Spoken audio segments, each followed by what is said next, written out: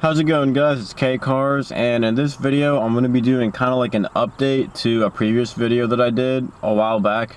So that video was titled Dodge Challenger ScatPack Complete Mod List. So this is going to be, like I said, an update video to that. I have been getting a few comments of people wanting to know what mods are done to this car, so I figured I'd just make a whole video pretty much for every single mod on this car. I have a video specifically for that mod, everything except for the window tint. So if you want to learn more about a specific mod that I have on this car, just search my channel for that specific mod and you'll get like a full in-depth video, probably like an installation video and a review and all that. So anyways, the first mod that I ever got done to this car, if you would even consider it a mod, is window tint. So basically, window tint is something that I think you should do to like any car you get, like the first thing, so it doesn't look like a fishbowl, as the Stradman would say. I have the legal limit on this car, which I believe is like 35%. It's not extremely dark, but it definitely looks a lot better than stock. That was about $100 for the window tint. All the windows except for the front windshield, which is illegal here. Then after that, the next mod was a mid muffler delete. I'm actually going to get out and show you guys where they actually cut it out here. So right there, I don't know if you guys can see those two welds, but I'll try to point to them right here. So I can't even see them that well, but I think one's right there and the other one is somewhere over here. But anyways, that's where the mufflers used to be, and that's where they just cut the mufflers out and welded in a straight pipe. So the mid muffler delete was also $100. I actually might have been mistaken on the price of the window tint. I think it was actually $120, and then the mid muffler delete was $100. So basically for the muffler delete, I pretty much just went to my local exhaust shop and they took a look at it, told me $100, and took like an hour maybe for them to actually do it. And whenever you get this done, you want to make sure that they actually weld all the way around, not just the bottom part, or else you're going to have an exhaust leak. I know it's kind of an obvious thing to do that, but I've heard some exhaust shops just get lazy and just do the bottom part that you can actually see. So pretty much what they did, they had like a mirror and they were putting it like over the exhaust and just kind of welding it and looking at it through the mirror to see if they got like all the right parts welded together. So yeah, that's the muffler delete. So now on to the next mod. I believe it was a Billet Technology oil catch can. So this thing was about 120 bucks. The install was pretty difficult just because you have to like reach down into the engine to kind of screw it in with the Z bracket that I have for it. And since this is a shaker, it's a lot more difficult than with like a regular non-shaker Challenger. So the reason I'm saying that is because, here, let me actually show you guys this one as well. So this is what the oil catch can looks like. I just got like the regular silver aluminum color and just the regular rubber pipes or hoses, whatever you want to call them, with the Z bracket. So for the Z bracket, I'm not sure if you can see where it mounts, but it's right there. So that tiny little screw, you have to get through all these hoses and everything just to tighten that down. And that was the most difficult part about this whole like catch can install. And obviously you have to take the shaker off to do all that and like get the PCV line connected and all that. I believe for the non-shaker Challengers, it would just screw into this hole right over here. So you would just take that out and it would just screw in right there. But since I have the shaker, it wouldn't clear, so I had to use the one below that. That's why it was so much more difficult. So basically, I would recommend getting an oil catch can for any muscle car, especially a Challenger, because, I don't know, a lot of people talk about these Challengers as having like a lot of blow-by problems. And so I'm not the one to ask if you want to know like all the specifics of like what an oil catch can does or like what it prevents, but I know it prevents all the used up oil from going back into the engine. Then every so often you just have to empty it out. I'd probably do it like once every 2 oil changes, if that. But yeah, like I said, about 120 bucks for the standard basic oil catch can from Billet Technology, and I do think it was worth it because it definitely keeps the engine a lot cleaner. Seeing all that blow by that you just saved from your engine definitely makes it worth it. So on to the next mod. Let's see if I can even think of it. I actually want to say that it was like the long tube headers probably, and somewhere in between those I also got like little stickers to black out the tail lights, just like the reverse lights in the back. I'll go ahead and show you guys those right now. So like I was saying, the stickers are just over the reverse lights over here. And I got these from, I think it's called Lux Auto Concepts or something like that.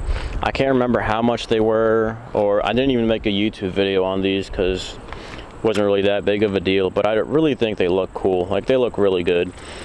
And they match the rest of the car a lot better because obviously there's nothing else that's white on the car except for the license plate. But yeah, so it's a lot better than the white look of the reverse lights, and it's just a sticker. It's really easy to put on. And they said that you would have to like maintain them a lot, but I mean, these aren't like, they're not coming off or anything, and I've had them on the car for probably like 2 years or a little more than that, and they're still sticking on there pretty well. So like I said, I'm not sure when these came along. I don't know if they were after the mid muffler delete or what, but they were somewhere in the beginning. Then another thing that I did along with the stickers is this badge that says SRT powered. I know a lot of people say that's up badging, but it's actually not, because this car is SRT powered. If it only said SRT, then that probably would be up badging, because technically this isn't an SRT, it's an RT, but under the hood it does say powered by SRT. And as you can see, it does have the little Super B logo, which means it's a ScatPack, so it's not up badging if you ask me. But anyways, I'm not sure how much this was, but I got it from bjsgarage570.com. and yeah, so the first time I actually stuck this on, it fell off after a few days. It wasn't really sticking on there very well, so I just went out and bought some like 3M double-sided tape, and it's sticking on really well now. So that's the only thing, like that's my only complaint about this badge, is just that the adhesive stuff that it comes with isn't the best. So now let's get back to the long tube headers. So this was by far my most expensive mod, and like I said, I made a bunch of videos about the headers, like all the pricing and everything, some sound comparisons, so definitely want to check those videos out. I'm not going to go over any prices in this video because I can't remember off the top of my head, but it definitely was a lot. So I got Cook's 1 7/8 inch long tube headers. I got them on the Black Friday sale. Then I also got catless mid pipe. So the reason that I got 1 7/8 inch and not 2 inches is because I read online that the 2-inch ones are for like high horsepower cars, like 800 horsepower and over. So that's why I got the 1 7/8 inch. So I got the headers and the catless mid pipes installed at OST Dyno in Pittsburgh. Really good place to take your Mopar or anything like that. I was also gonna have like 2-step installed on this car, but I decided not to do that because I kind of felt like it was a ricer mod back then. And I mean, I still think that it would have been kind of ricey to do that to a car like this. It's automatic, naturally aspirated. I would just be using it to show off. Like, I just think it sounds cool. But anyways, I ended up not doing the 2-step and just selling that. Like I said, the long tube headers and the catless mid pipes were installed at OST Dyno, and then they also did a dyno tune for the car. And it dynoed 470 wheel horsepower, which is about a 47 horsepower gain from stock. So right there, you can actually see the header sticking out a little bit. And one thing that I've noticed is that when I'm going over high speed bumps, they actually like scrape. So that's one thing you want to be careful with if you're getting long tube headers. So like I said, the headers were by far my most expensive mod, and they were also my favorite mod that I've done to this car so far. And they definitely sound amazing. They're pretty raspy at high RPMs. Like I said, just check out my review video of the headers. I do a bunch of sound comparisons and show you guys exactly what they sound like. And they sound amazing. A lot of people that I've drove past say that it's like ear piercing, that they went deaf whenever I did a full throttle pass like right next to them. And then there was also this one time I was just driving casually, like normal city driving, not even getting on it at all. And one of my friends was driving behind me, and it was the first time that he actually heard this car with the headers on. And he said it's the loudest car he's ever heard. And I don't know how, because it really sounds a lot different from the outside than the inside. Like, I was not expecting it to be loud at all, just from how it sounds like on the inside. but on the outside it's definitely crazy. So not only did the headers add a whole bunch of sound, but they also, like I said, they added 47 horsepower to the wheels, which is actually pretty impressive just for headers and catless mid-pipes and a tune. And I actually did notice the difference in power, because normally whenever I just punched it, it didn't really lose traction that much, but whenever I punched it like full throttle after the headers, it went completely sideways. I thought I was gonna crash. Like, I was starting in 3rd gear and I was sideways. So that's how crazy it was. Now, yes, I still am on the stock 245s. I'm planning to get those like upgraded soon, but yeah, I'm probably not going to get into that in this video. Let me know if you guys want me to make a video of like my future plans for this car. But anyways, so the next mod after the headers, I kind of did these two at the same time, but they were the ZL1 add-ons rock guards and the diffuser. So I installed those, I think about like last year. I did mess up the rock guards the first time, but I kind of like realized my mistake and kind of fixed it up. So it wasn't that bad. I'll go ahead and show you guys what they look like. So right here is the front rock guard, and this one is basically held in by 3M tape on the top, and then it has these 2 screws on the bottom. So you do have to remove your rocker keeper for this to fit in. That's why I messed up the first time. And here's the back rock guard. As you can see, there is kind of a gap in between there. I kind of pushed it in as hard as I could, but there's still a little bit of a gap. It's not too bad. Basically, it's held in by a screw and 4 push pins on the bottom. So it was a little bit difficult, but you just have to get under there and just get it done, I guess. So like I said, I did install this diffuser at the same time that I installed the rock guards. So I really love the way this diffuser looks. It really adds like a really mean look to the car. It makes it look lowered too for some reason. At least that's what I think. It kind of looks lower to the ground with the diffuser on there.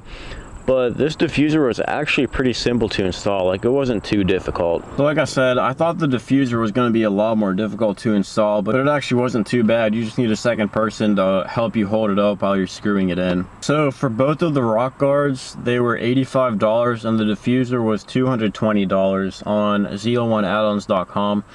And I would highly recommend those mods because they actually do look really cool, and the rock guards just like protect your paint from the rocks flying up and giving you a bunch of rock chips and stuff like that, which I already have a bunch of rock chips on this car, so it's definitely a useful thing to have. And then my most recent mod, which is also from ZL1 add-ons, is the side skirts that I have on this car. So I installed these probably like a month ago. I can't even remember to be exact, but they were $230 on the ZL1 add-ons website, and shipping was like, I think it was something like almost 50 bucks for these. So I got these while they were having a sale, and then plus the shipping, I believe I paid like $250 like in total. But anyways, let me get out and show you guys what they look like. So yes, the first thing I'm going to say is they do get dirty really easily, because whenever it rains, all the dirt and water falls down directly onto the side skirts, and they pretty much collect all the dirt from your car. So that's why they're really dirty right now. So that's one downside to having side skirts, is they just get dirty really easily, but when they're clean, they look really good. Now, one thing about the ZL1 add-on side skirts is that, yes, the install was like pretty simple. It wasn't too bad. You didn't have to drill or do anything like that, but they are a little bit loose, as you can kind of see. I'm not really sure how well, like you can tell that they're pretty loose, but I don't know, it's not too bad. Like, I like that the install was simple, but I wish they were more like sturdy, like more attached to the car. Also, fun fact, this is actually the same exact parking lot that I recorded my first ever YouTube video in, like one that I actually talked in, not just like a regular holding a camera showing a bunch of cars at Pittsburgh Cars and Coffee. But the first video that I actually talked in, it's the same exact parking lot that I made that video in. Yeah, that's pretty much it for all the mods on this car. So let me just go ahead and name them all. I'll try to do it in order as best as I can. So number 1, window tint. I'm not really sure if you would count that. Then also the stickers for the taillights and the badge. Also not really sure if I would count that. I didn't even make videos about the first 3. But then, so the mid muffler delete came after that, I'm pretty sure. And then I got the long tube headers. That was definitely by far my biggest mod. gain some power. Very expensive obviously, but yeah, long tube headers, catless mid pipes, and a custom dyno tune. So all that is pretty much like in the same little thing, whatever you want to call it. I don't know what I'm even trying to say.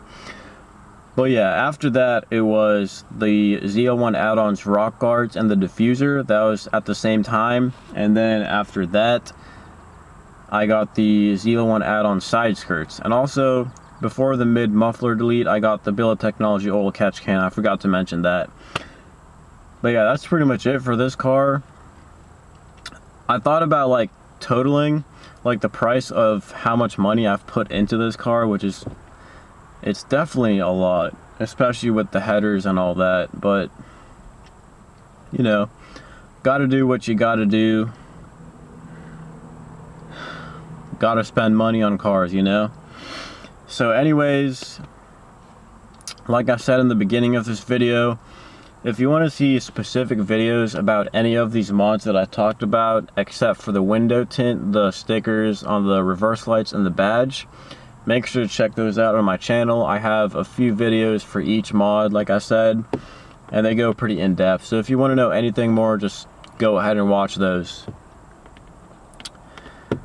And if you want to know the price for the headers, which is, I'm not even gonna lie, several thousand, go ahead and watch my review video of the long tube headers. I go over like literally I pull out the invoice from OST Dyno and go over every little price that they charge me. So yeah, that's pretty much gonna do it for this video. Let me know if you guys want me to make a future plans video that I have with this car. Just talking about what I want to do to this car in the future. Also, give me some more video suggestions of videos you guys would like to see in the future. And if you like this video, make sure to like, comment, and subscribe. And as always, thanks for watching.